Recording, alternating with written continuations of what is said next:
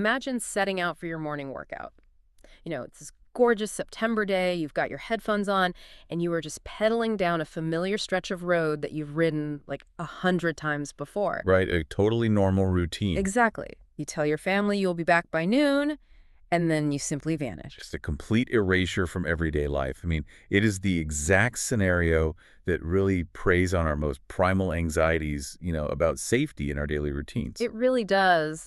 And the terror of that, it amplifies when you realize that months later, long after the physical trail has gone completely cold, you might have actually reappeared. Oh, absolutely. But not walking through your front door, reappearing bound, gagged, and just terrified in a Polaroid photograph that was found face down in a random convenience store parking lot thousands of miles away. Yeah, that single image. I mean, it completely transformed a local missing persons case into this decades-long obsession for law enforcement, the intelligence community, and, well, internet sleuths alike. So, today, our mission in this deep dive is to reconstruct the deeply perplexing disappearance of 19-year-old Tara Calico. Okay, let's unpack this. So, the inciting incident takes place on September 20, 1988, in Villa, New Mexico. Tara Calico, she's a college sophomore, and she borrows her mother's highly recognizable neon pink mountain bike for her daily 36-mile ride along Highway 47. 36 miles, that is a serious ride. It is, and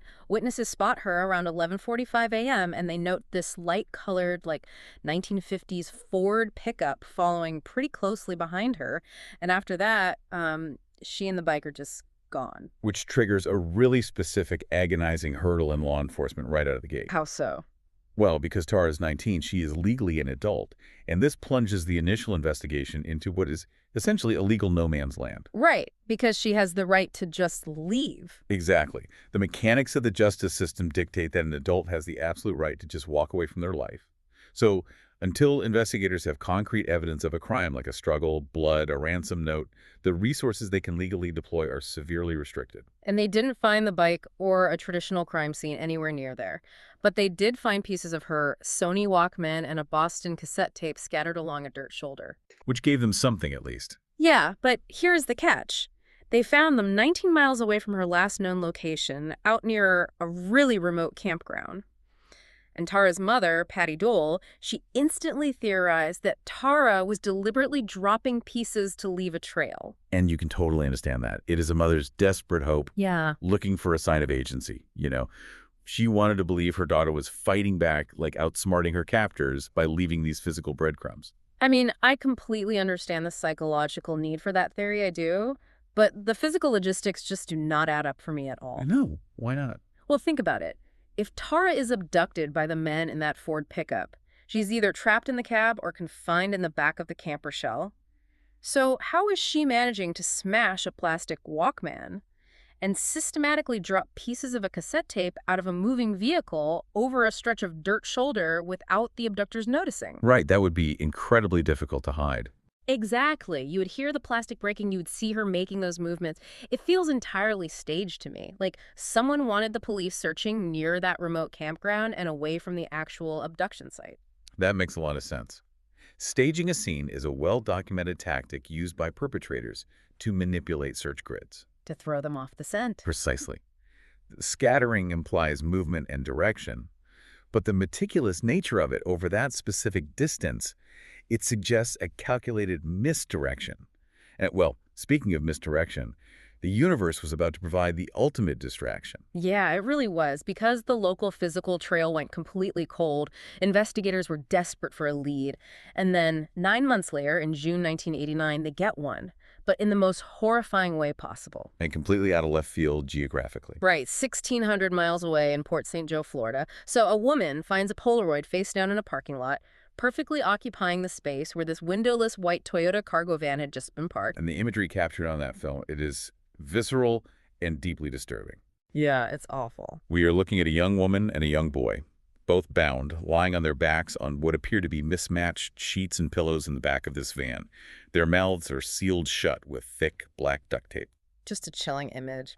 And beside the girl is a paperback copy of V.C. Andrews' My Sweet Audrina, which, importantly, was widely known to be one of Tara Calico's favorite books. Which is a huge detail. Huge.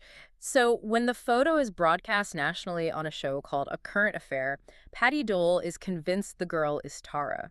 She accounts for the lack of makeup and the 9 months of hair growth, but she specifically zeroes in on a dime-sized scar on the girl's right calf. Because it matched the scar Tara had. Exactly, a scar Tara got in a car accident. And furthermore, a second New Mexico family comes forward. The relatives of a 9-year-old boy named Michael Henley, who had vanished from a campsite in April 1988. They look at the Polaroid, and they immediately identify the boy as Michael. So suddenly the narrative just locks into place, right? It seems to, yeah. 2 missing kids from New Mexico, abducted and transported together to Florida. It gave both families something tangible to hold on to.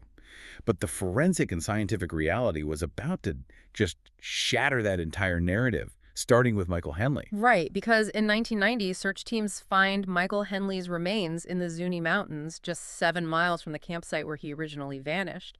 He hadn't been kidnapped by some transient predator.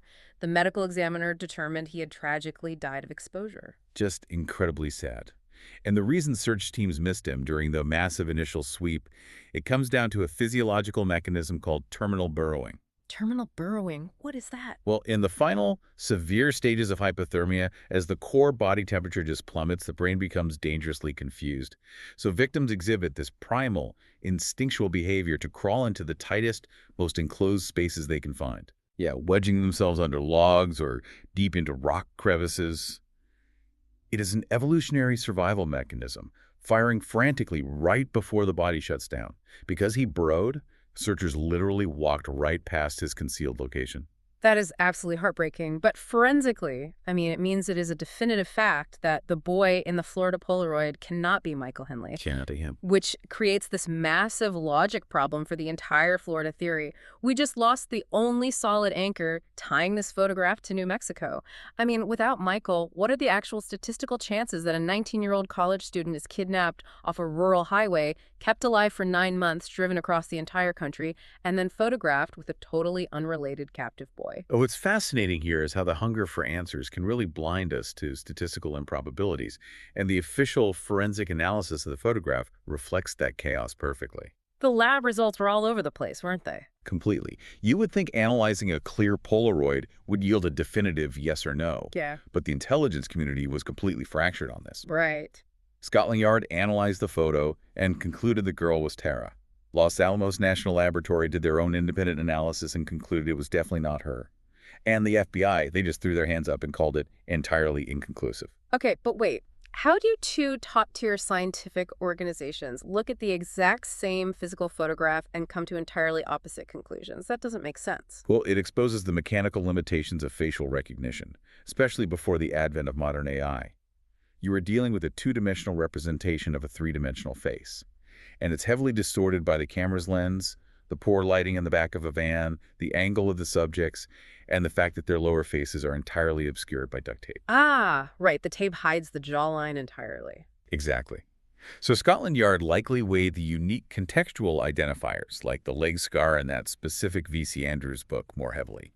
Whereas Los Alamos might have relied purely on biometric measurements, like the distance between the pupils. And that can change depending on the lens. Exactly. It can look entirely different depending on the camera's focal length. When the biometric data is marginal, human subjectivity bleeds into the science. And that subjectivity just leaves the family in this agonizing limbo. Because over the next decade, more of these bizarre photos surfaced. They just kept coming. Yeah.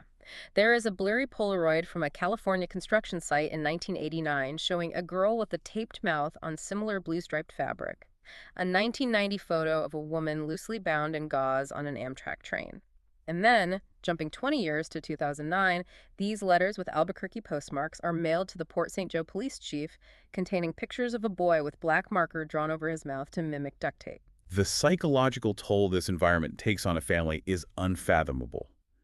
The source material we have from Crime Magazine, it breaks down the clinical diagnosis of complicated grief, which is sometimes referred to as pathological grief. Which totally makes sense to me because I imagine it is like trying to solve a complex math equation where the final variable just keeps changing. That's exactly what it's like. The human brain is a machine designed to seek out patterns and demand closure.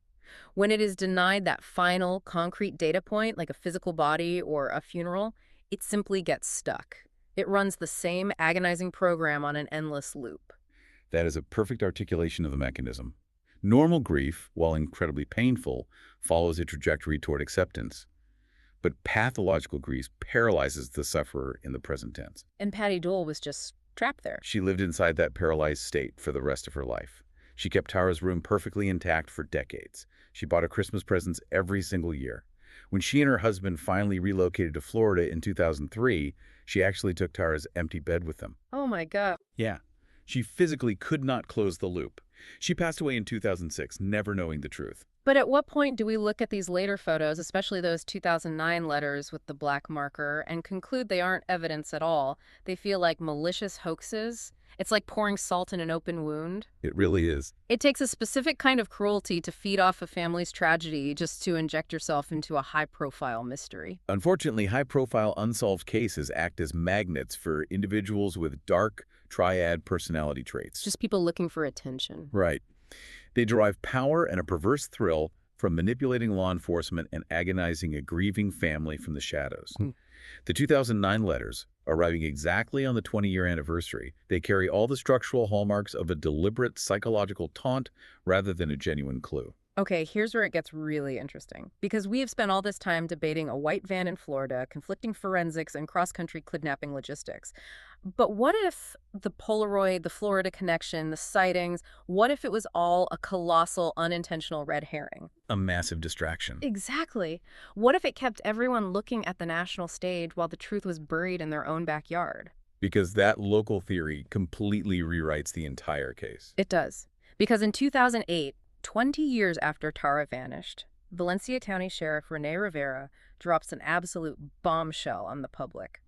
He bypasses the transient stranger theory completely and points the finger directly at his own community. Which is a bold move for a local sheriff. Huge. He claims he knows exactly what happened. He says two local boys, teenagers Tara actually knew from high school, were driving behind her, accidentally hit her with their truck, panicked, murdered her, and covered it up with the help of their powerful parents. But he didn't make an arrest. No. He says because he doesn't have a body, his hands are tied. He cannot press charges. This fundamentally shifts the mechanics of the crime. We are no longer dealing with a random predator. We are dissecting the anatomy of small-town corruption and complicity. And if we look into the highly detailed, though unverified, allegations from the Reddit archives and Melinda Esquibel's investigative podcast, Vanished, the local rumors get incredibly specific. And we have to be really clear here for you listening. We are just looking at the claims made in these public documents and internet discussions, right? Right. We are not taking a side or endorsing this as proven fact in a court of law. We are just exploring the theory as it exists in the sources. Exactly. Impartial reporting of the claims. But according to a dying declaration by a man named Henry Brown, the culprits were local troublemakers dealing drugs. And he specifically named Lawrence Romero Jr., the son of the former sheriff, Lawrence Romero Sr. The allegation is that Romero Jr. and his friends were partying in a makeshift basement, confessed to hitting Tara, assaulting her, and eventually dumping her body in a local pond. Just awful. And the involvement of the former sheriff's son introduces the mechanism of a systemic institutional cover-up. The rumors allege that the corruption went straight to the responding officers. Supposedly, Romero Jr. died in 1991, either by suicide or playing Russian roulette, and left a suicide note confessing to Tara's murder. And the deputy who supposedly responded? The deputy who allegedly responded to the scene and supposedly hid that confession note to protect the sheriff's son. That deputy was allegedly Rene Rivera.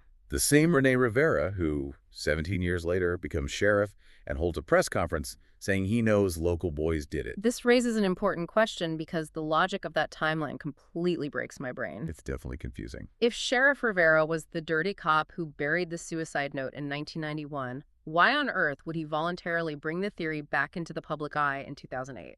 Why hold a press conference acknowledging the local rumors at all?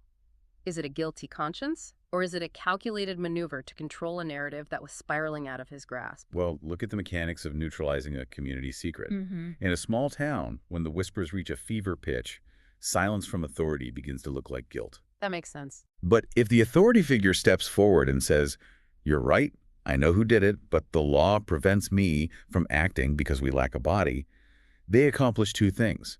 They satisfy the public's demand for acknowledgement, and they simultaneously ensure the case remains permanently frozen. Wow. It operates as a strategic pressure release valve. You close the book without ever writing the final chapter. But the book didn't stay closed forever. Because in June 2023, the Valencia County Sheriff's Office, operating under entirely new leadership, held a joint press conference with the FBI. That was a huge update. Yeah, they announced substantial progress. They revealed they had actually submitted evidence to the district attorney's office for review of potential charges with the identities of the persons of interest currently sealed by the court. Moving from a dusty cold case file to actionable evidence awaiting DA review is a monumental shift in the legal machinery of this case. You would think everyone involved would be thrilled. But Melinda Esquivel, the podcaster who spent a decade keeping this case alive, she released a statement expressing deep frustration. Why was she frustrated?